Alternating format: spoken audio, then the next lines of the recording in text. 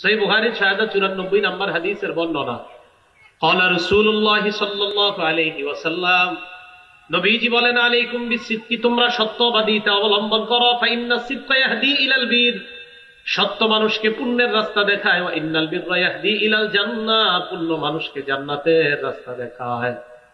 Inner রাজুলা লা ইয়াসদুক, কোন মানুষ যখন সত্য কথা বলে, ওয়া তাহাররাস সিদকা, বারবার সত্য বলে, উঠতে সত্য, বসতে সত্য, সদা সত্য কথা বলে, হাত্তা ইত্তাবা ইনদাল্লাহি সিদ্দিকা, ওই ব্যক্তির নামটা আল্লাহর খাতায় সিদ্দিক লেখা হয়ে যায়।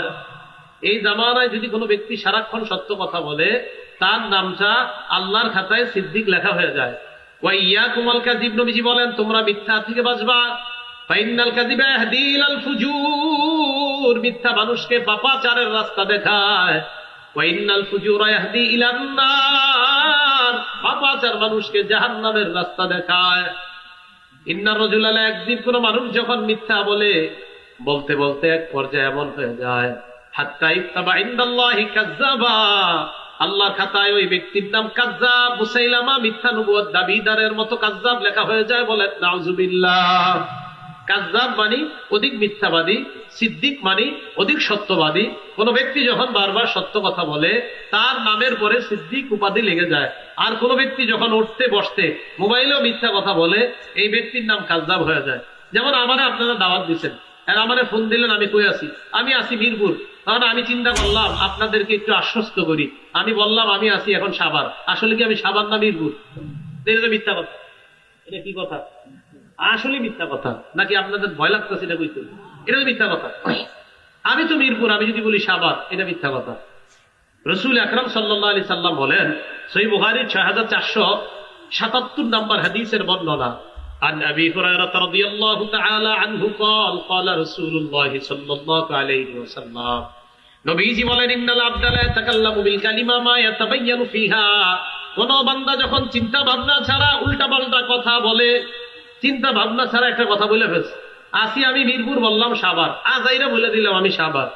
নবীজি বলেন, ইয়াজিল্লু বিহা ফিন্নার আবআদা মিম্মা বাইনাল মাশরিক, এই দুনিয়ার পূর্ব পশ্চিম যত বড়, এই পরিমাণ তার ঠিকানা জাহান্নামে হতে পারে, শুধু একটা চিন্তা ছাড়া আন্দাজি কথা বলার কারণে।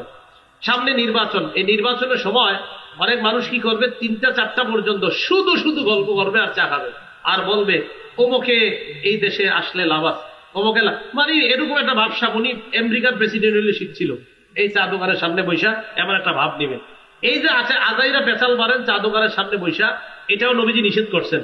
সহিহ বুখারী ৬৪৭৩ নম্বর হাদিস, মুগীরা ইবনে শুবা রাদিয়াল্লাহু তাআলা আনহু বর্ণনা, কানা রাসূলুল্লাহি সাল্লাল্লাহু আলাইহি ওয়াসাল্লাম ইয়ানহা আন কিলা ওয়া ক্বাল, নবীজি সাল্লাল্লাহু আলাইহি সাল্লাম অনর্থক বাদানুবাদ করতে নিষেধ করেছেন, অযথা কথা বলতে নবীজি সাল্লাল্লাহু আলাইহি সাল্লাম নিষেধ করেছেন।